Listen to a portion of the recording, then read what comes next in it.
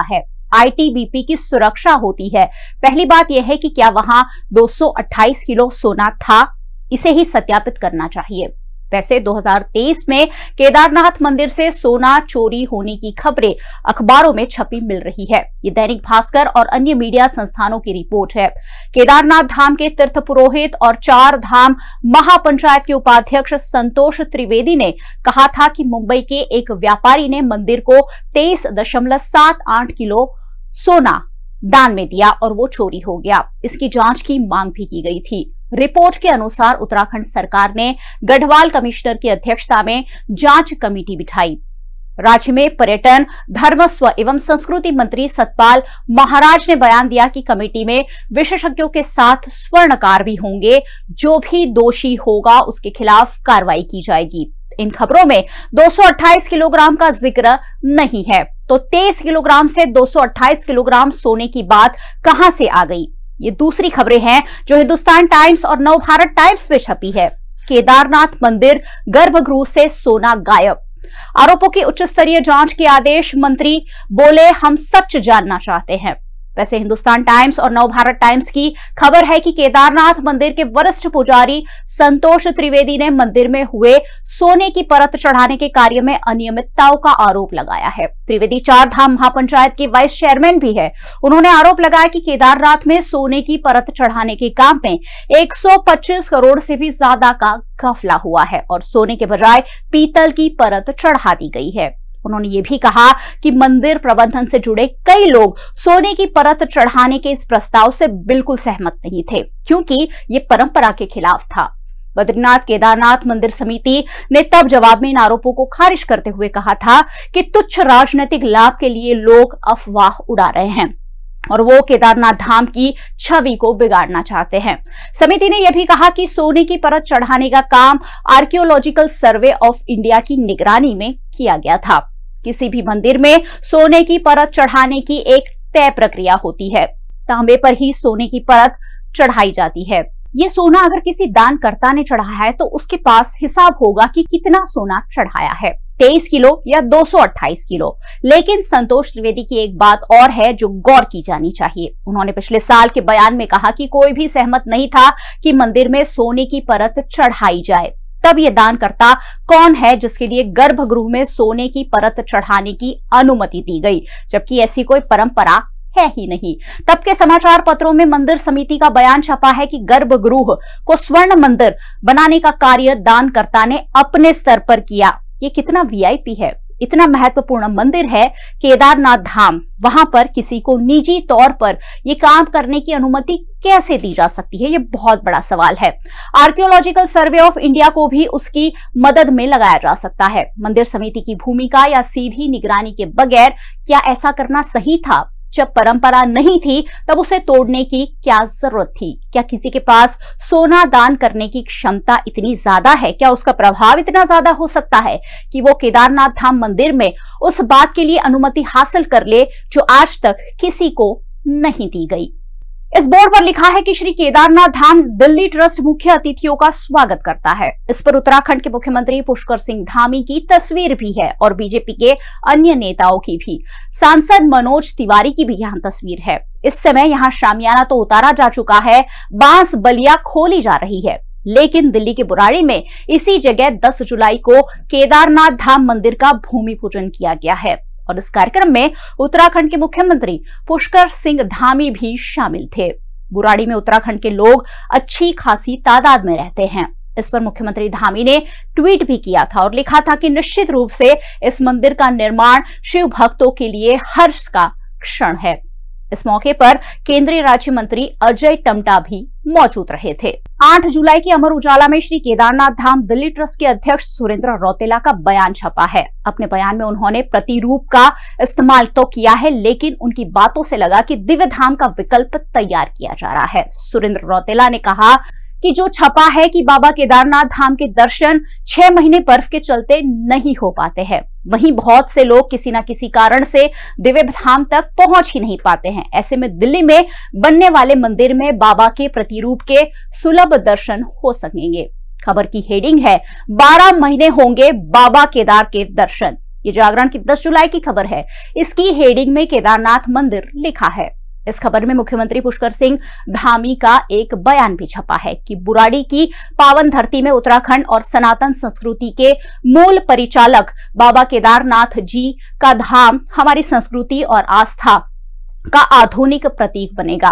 उन्होंने कहा कि बुराड़ी क्षेत्र में बन रहे केदारनाथ धाम पूरी रहने देने का काम करेगा। इसी को लेकर शंकराचार्य स्वामी अवि मुक्तेश्वर आनंद ने अब सवाल उठा दिए हैं। प्रतीकात्मक केदारनाथ नहीं बन सकता है।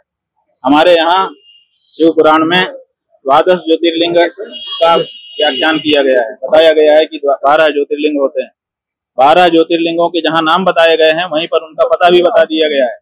और ये कहा गया है जैसे सौराष्ट्र सोमनाथम, पहले कहा सौराष्ट्र माने पता, उसके बाद कहा सोमनाथ। उसी तरह से केदारम हिमवत पृष्ठे, जो केदार है वो हिमालय के पृष्ठभाग में है, माने हिमालय में केदार है। तो आप दिल्ली में कहां से ला के रख दोगे केदार को? जब पता साफ साफ बताया गया है कि ये यहाँ लोकेटेड है, तो आप उसका लोकेशन क्यों बदलना चाहते हैं? क्यों जनता को भ्रम में डालना चाहते हैं? आप भगवान के 1000 नाम है, किसी नाम से स्थापना करके पूजा करिए, लेकिन केदारनाथ धाम दिल्ली में बनेगा, ये अनधिकार चेष्टा है और ये नहीं होना चाहिए। क्या इसके पीछे राजनीतिक वजह है? भाई बहुत सारी राजनीतिक वजह है। जो हमारे धर्म स्थान है वहाँ पर राजनीति वाले प्रवेश कर रहे हैं और अब हमारे धर्म स्थान में जहाँ प्रवेश करने में दिक्कत हो रही है। मुख्यमंत्री इसे धाम भी कह रहे हैं, मंदिर भी कह रहे हैं, लेकिन जब से केदारनाथ में प्रदर्शन शुरू हुआ है, जागरण की हेडिंग में प्रतीकात्मक मंदिर लिखा जाने लगा है, तब हो सकता है कि किसी ने नहीं सोचा होगा कि केदारनाथ में इसे लेकर विरोध होने लगेगा। मीडिया की खबरों और तब के बयानों से यही लगा कि दिल्ली का मंदिर किसी विकल्प के तौर पर तैयार किया जा रहा हो। इसका उद्देश्य कुछ और है। अब इसी को लेकर केदारनाथ में पुजारी समूह ने विरोध करना शुरू कर दिया है कि 2-2 केदारनाथ धाम नहीं हो सकते। 6 महीने बर्फ के कारण मंदिर बंद होता है, तो परंपरा 6 महीने ही पूजा करने की है, ना कि 12 महीने। इस मंदिर का विकल्प किसी भी तरीके से नहीं हो सकता। केदारनाथ धाम की फ्रेंचाइजी नहीं खुल सकती। वहां से आने वाले वीडियो और शंकराचार्य के बयान से सरकार भी तुरंत सतर्क हो गई। 14 जुलाई को सुरेंद्र रौतेला का एक और बयान आ जाता है कि दिल्ली में जो बन रहा है वो मंदिर है, धाम नहीं है। इसका उत्तराखंड सरकार से कोई लेना देना नहीं। प्रसिद्ध धामों के नाम पर देश के अलग अलग हिस्सों में कई मंदिर बने हुए सुरेंद्र रौतेला ने कहे हैं कि इंदौर में केदारनाथ मंदिर है, मुंबई में बद्रीनाथ मंदिर। कांग्रेस सरकार के मुख्यमंत्री हरीश रावत ने बद्रीनाथ मंदिर का उद्घाटन किया था। सुरेंद्र रौतेला ये भी कहते हैं कि समय राजनीति के चलते इसे मुद्दा बनाया जा रहा है। लेकिन इतनी तेजी से उत्तराखंड सरकार द्वारा दिल्ली में बन रहे केदारनाथ धाम ट्रस्ट से क्यों अलग किया जा रहा है? ट्रस्ट के कई पोस्टर तो कुछ और ही कहते हैं। उनमें केवल आध्यात्मिकता नहीं है, राजनीति भी है, जिसका संबंध वहां मौजूद भाजपा के नेताओं से भी है। इस पोस्टर में लिखा है कि दिल्ली को किस नाम से पहचानना चाहते हो, कुतुब मीनार से या बाबा केदारनाथ के धाम से? इसी पोस्टर पर नीचे लिखा है अब केदारनाथ धाम दिल्ली में। दूसरे पोस्टर में लिखा है कि अक्षरधाम हो या केदारनाथ धाम, अब दिल्ली होगी सनातन के नाम। इस पोस्टर को भी देख लीजिए। अयोध्या भी सजा दी है, काशी भी सजा दी है, अब दिल्ली की बारी है, बोलो जय केदारनाथ। इस तरह के पोस्टर में भक्ति भाव की जगह राजनीतिक भाव ज्यादा दिखाई पड़ रहे हैं। अगर ये धाम नहीं है तो फिर इन पोस्टर में मंदिर और धाम में फर्क क्यों नहीं किया गया है? इन पोस्टरों की भाषा उत्तराखंड की सरकार के अलग, कहीं भारतीय जनता पार्टी की राजनीतिक भाषा से मिलती जुलती क्यों नजर आ रही है? हर पोस्टर में एक फोन नंबर भी दिया गया है, लिंक भी दिया गया है। जाहिर है कि इसका संबंध चंदे से हो सकता है। ट्रस्ट का नाम भी केदारनाथ धाम ही है, मंदिर नहीं है। ट्रस्ट की रिफंड पॉलिसी भी है, जिसमें बाकायदा बताया गया है कि किस तरह के केस में रिफंड नहीं दिया जाएगा। अब जब पुजारी समूह का विरोध हुआ, शंकराचार्य का बयान आया, तो मंदिर और धाम में फर्क बताया जाने लगा है। लेकिन शंकराचार्य के बोलते ही हड़कंप मच गया, खंडनों का दौर शुरू हो गया और सरकार दिल्ली केदारनाथ धाम से किनारा करने लगी है। मीडिया रिपोर्ट के अनुसार धामी ने कहा कि बाबा केदार की धाम दुनिया में कहीं और नहीं बन सकता। उन्होंने बद्री केदार मंदिर समिति के अध्यक्ष को जरूरी दिशा निर्देश भी दिए हैं। मंदिर समिति के अध्यक्ष ने अब कह दिया है कि उत्तराखंड सरकार का इससे कोई संबंध नहीं है। देखिए, मैं आपके माध्यम से स्पष्ट करना चाहूंगा कि दिल्ली में किसी केदारनाथ धाम ट्रस्ट द्वारा जो मंदिर निर्माण प्रस्तावित किया गया है उसमें प्रदेश सरकार का किसी प्रकार का कोई संबंध नहीं है और न ही प्रदेश सरकार द्वारा किसी प्रकार का कोई आर्थिक सहयोग प्रदान किया गया है। माननीय मुख्यमंत्री जी इस प्रस्तावित मंदिर के शिलान्यास कार्यक्रम में सम्मिलित हुए थे। इसके लिए माननीय मुख्यमंत्री जी से कुछ साधु संतों ने, कुछ जनप्रतिनिधिगणों ने अनुरोध किया था और माननीय मुख्यमंत्री जी एक धार्मिक कार्यक्रम के नाते इस समारोह में वो सम्मिलित हुए थे, लेकिन प्रदेश सरकार का इस मंदिर के निर्माण से किसी प्रकार का कोई संबंध नहीं है। मैं आपके माध्यम से यह भी अवगत कराना चाहूंगा कि हमारे पास कतिपय ऐसी भी शिकायतें आई हैं कि कुछ व्यक्तियों द्वारा केदारनाथ अथवा बद्रीनाथ के नाम पे ट्रस्ट अथवा संस्थाएं गठित करके श्रद्धालुओं से दान चंदा एकत्र किया जा रहा है, धर्मशालाओं के निर्माण के नाम पे, हॉस्पिटल के निर्माण के नाम पे, मंदिरों के निर्माण के नाम पे। इसके अलावा कुछ ऐसे भी मामले सामने आए हैं कि कुछ व्यक्तियों द्वारा ऐप बना करके और उनमें केदारनाथ और बद्रीनाथ धाम में ऑनलाइन पूजाएं संपादित करने के नाम पर श्रद्धालुओं से पैसा एकत्र किया जा रहा है। हम ऐसे सभी मामलों का विधिक परीक्षण करा रहे हैं। ऐसा तो नहीं है कि पुजारी प्रतीकात्मक मंदिर का महत्व नहीं समझते हैं। जब इंदौर में केदारनाथ मंदिर और मुंबई में बद्रीनाथ मंदिर बन सकता है तो इस बार हंगामा आखिर क्यों हो रहा है? क्या इसलिए कि केदारनाथ में इस बार विधानसभा चुनाव होने वाले हैं, उपचुनाव? मगर अगर यह उपचुनाव से संबंधित मामला है तो फिर दिल्ली में केदारनाथ धाम का भूमि पूजन भी तो उपचुनाव से ही संबंधित हो सकता है।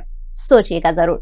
मुद्दे की बात में आज मेरे साथ बस इतना ही। रोज रात 8 बजे मेरे साथ देखते रहिए मुद्दे की बात, जहां देश में चल रही ऐसी बातों को हम उठाते हैं जो जानना देशवासियों के लिए जरूरी होता है। YouTube पर आप हमें देख रहे हैं, चैनल हमारा सब्सक्राइब कर लीजिए और बेल आइकन प्रेस कर दीजिए ताकि VNM का हर अपडेट सबसे पहले आप तक पहुंच सके। फेसबुक पर देख रहे हैं, शेयर कर लीजिए। साथ ही आप हमें OTT प्लेटफॉर्म्स पर देख रहे हैं, डेली हंट, वोडाफोन टीवी, जियो टीवी और जियो टीवी फाइबर। 498 नंबर के चैनल पर VNM टीवी को 24 घंटे लगातार देखा जा सकता है। देखते रहिए VNM, जुड़े रहिए VNM के साथ। नमस्कार।